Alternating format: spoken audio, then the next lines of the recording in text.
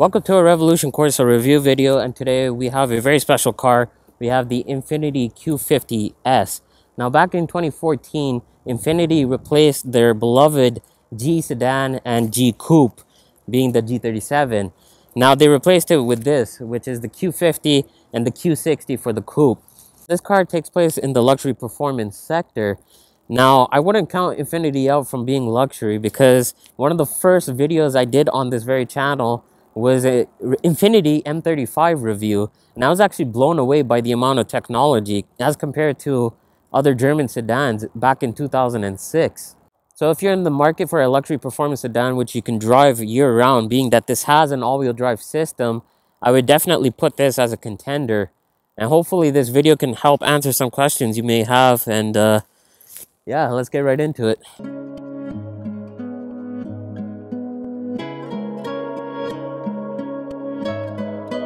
Chuki got the sauce, bitch.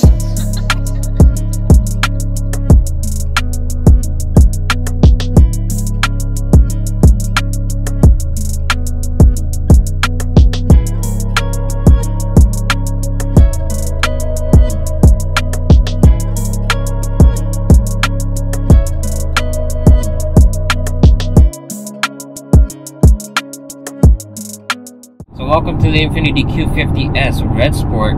Now, being that it is a Red Sport trim, it has a higher output for horsepower. It's putting down about 400 horsepower and about 350 pound-feet of torque.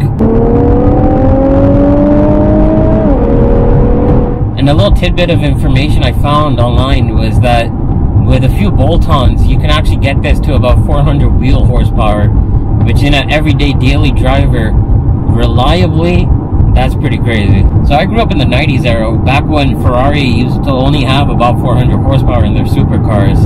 And that's just crazy to me to think that 400 horsepower in a sedan that you can use every day, year-round. Let that sink in. So the 7-speed transmission in this is actually very quick, especially when you have it in Sport Plus mode. Now, I remember the old G transmissions were actually quite awful. They would take a lot of time to switch between gears. But of course, with technology on your side, things have come a long way. Normal kickdown. So we're at around 60 kilometers. So even at 3,000 RPM, it picks up quite nicely.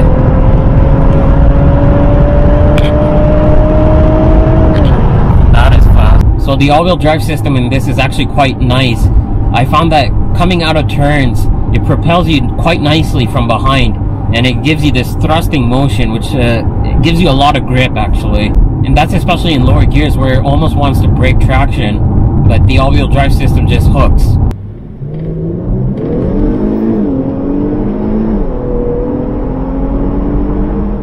My favorite part of the power delivery has to be the surge of power that just comes from behind. It's a crazy feeling.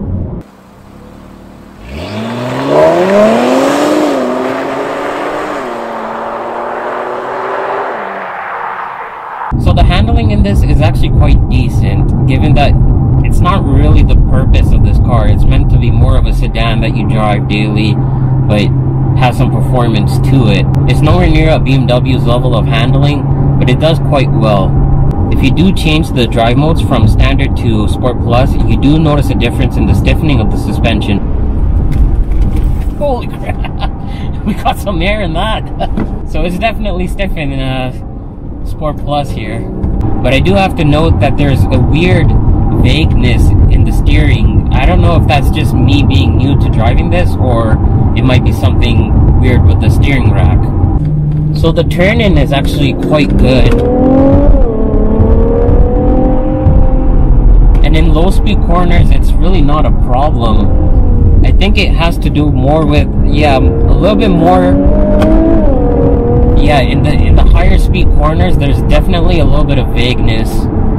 But what I do like is that you actually get this nice rotation in hard corners.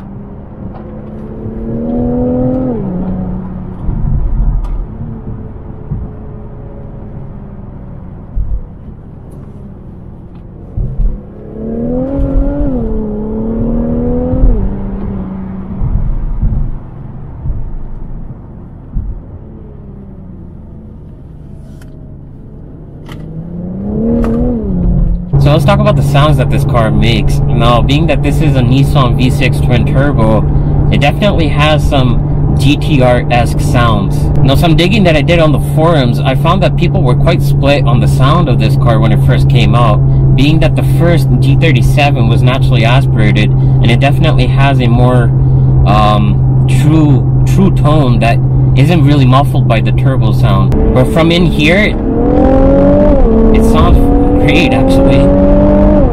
The stock exhaust, I have to say, it is quite muffled. I wish that there was a valved exhaust that made it a little bit louder, but more or less the clips that I got from the exterior, it does sound quite nice.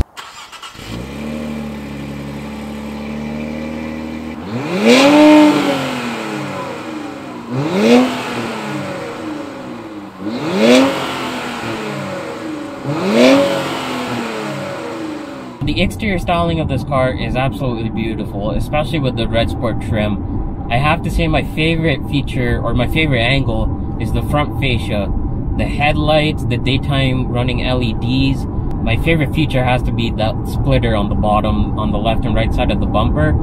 I just wish that it was done in carbon fiber, but nonetheless it looks quite nice. The car looks actually quite stunning from every angle, and the proportions are just right.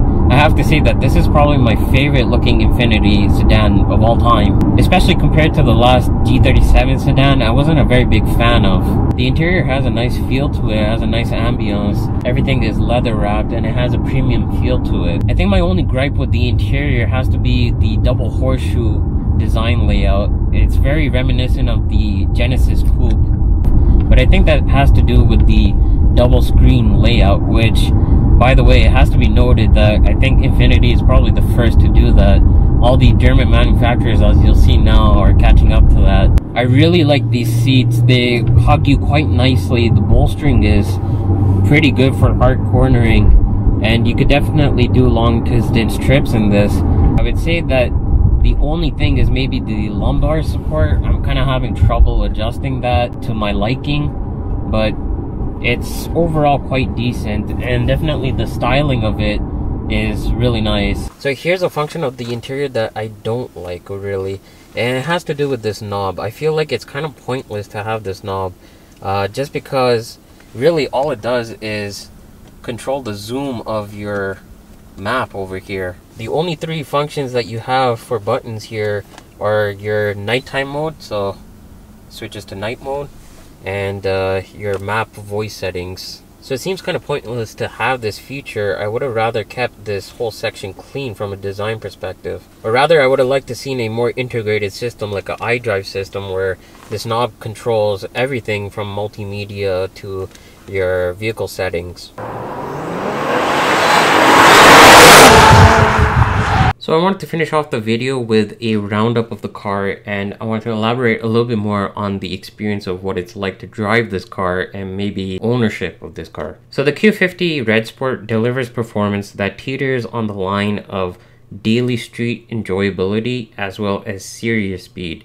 Now that's cars that get into real high numbers of speed very quickly.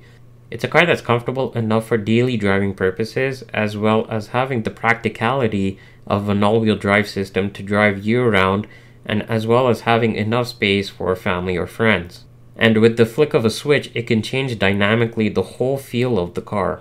Now, although I was a little bit hesitant on the handling setup, and it may not be the best for track purposes, I could definitely see this car being great in the canyons as well as twisty, windy roads.